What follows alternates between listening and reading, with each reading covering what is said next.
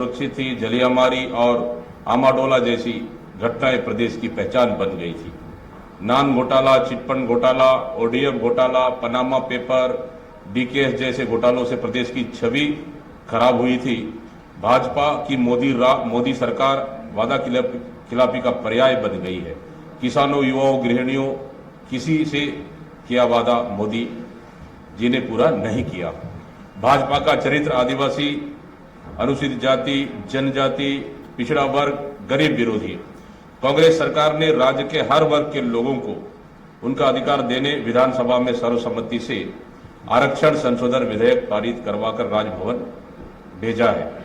भाजपा ने षड्यंत्र पूर्वक उस विधेयक को राजभवन में रोके रखा है। विधेयक में अनुसूचित जनजाति के लिए 32%, अनुसूचित जाति के लिए 13% तथा अन्य पिछड़ा वर्ग के लिए 27% आरक्षण का प्रावधान है।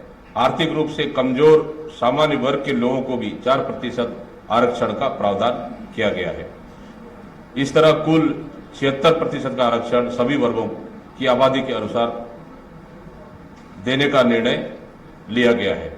यह विधेयक यदि कानून का रूप लेगा तो हर वर्ग के लोग संतुष्ट होंगे। सभी वंचित वर्ग के लोगों को मुख्य धारा से जोड़ने, सामाजिक न्याय को लागू करने यह विधेयक बनाया गया है। इस तरह भाजपा हमेशा आदिवासी विरोधी रहा है। वन अधिकार पट्टों के लिए प्राप्त 4 लाख आवेदनों को बिना किसी परीक्षण के पिछले सरकार ने निरस्त कर दिया, लेकिन कांग्रेस सरकार ने 4,55,586 वन अधिकार पत्र अभी तक का बांटे हैं। भाजपा सरकार द्वारा सामुदायिक वन संसाधन अधिकार नहीं दिए गए।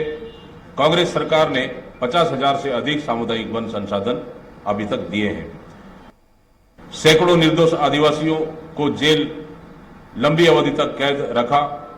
विगत 4 वर्षों में 1314 निर्दोष आदिवासियों को कांग्रेस सरकार ने रिहा किया। भाजपा के शासनकाल में आदिवासियों की हजारों एकड़ भूमि पर जबरदस्ती कब्जा किया गया। कांग्रेस की सरकार में बस्तर की लोहंडीगुड़ा क्षेत्र की 10 गांव में निजी इस्पात संयंत्र के लिए अधिग्रहित की गई 1707 किसानों की 4200 एकड़ से अधिक भूमि उन्हें वापस की गई। भाजपा शासन काल में केवल 7 प्रकार के वनोपज की खरीदी की जाती थी। लघु वनोपज के न्यूनतम मूल्य पर संग्रहण का कोई प्रयास नहीं किया गया। संग्राहकों को, बिचौलियों को वनोपज औने पौने दामों पर बेचना पड़ता था, लेकिन कांग्रेस की राज में समर्थन मूल्य पर खरीदे जाने वाले लघु वनोपजों की संख्या 7 से बढ़ाकर 65 प्रकार की है। पेशा कानून को लागू करने का कानून के नियम बनाए। आदिवासियों को रोजगार, स्वरोजगार और उनकी आय में वृद्धि को लेकर कोई प्रयास नहीं किया गया। सुपोषण अभियान को लेकर प्रभावशील कार्य नहीं किया गया। वनांचल, सुदूर क्षेत्रों के जरूरतमंद लोगों तक योजनाओं का लाभ नहीं पहुंचाया। फर्जी ने आम जनता से उनके खून पसीने की कमाई के करोड़ों रुपए ठगने का काम किए। इस तरह से भाजपा हमेशा किसान विरोधी रहा है। भाजपा ने 2013 में 2100 रुपए प्रति क्विंटल देने का वादा किया। दोनों कुल मिलाकर 2400 रुपए देने का वादा किया था, जो 15 साल सरकार रहने के बाद भी उन्होंने नहीं दिया। मोदी सरकार ने, क्या मैम ने तो उनको कह दिया है। तो इस तरह से भारतीय जनता पार्टी की सरकार, केंद्र सरकार ने हमेशा किसानों को छलने का काम किया है। यहां तक कि किसानों को उन्होंने आतंकवादी कहा, नक्सलवाद कहा और देशद्रोही कहा। मतलब किसानों को उन्होंने हमेशा प्रताड़ित और किसान विरोधी उन्होंने हमेशा बात कही।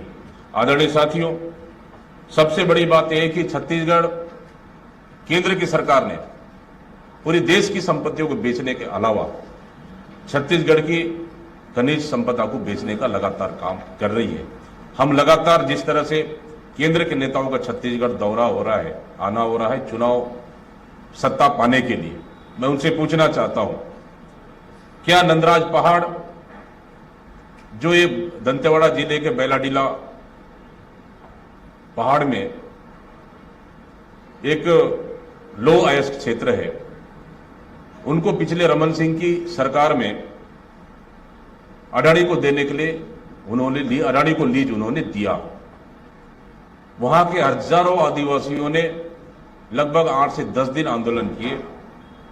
मैं स्वयं गया था उस आंदोलन में, उनसे चर्चाएं किए और 3 बिंदुओं पर उन्होंने जांच के लिए राज्य सरकार से मांगा। राज्य सरकार ने जांच 3 बिंदुओं पे किए और जिस ग्राम सभा जिस तरह से उन्होंने अलॉट किया था वो नियम विरुद्ध था और राज्य सरकार ने उनको शून्य घोषित किया। लेकिन आज तक लीज निरस्त क्यों नहीं हुआ? उसको क्यों आज तक अडानी के नाम से भी लीज आज तक है, ये हम भारतीय जनता पार्टी से हम पूछते हैं। दूसरा, नगरनार संयंत्र को निजीकरण के लिए अडानी को देने के लिए लगभग पूरी खाका इन्होंने तैयार कर दी है।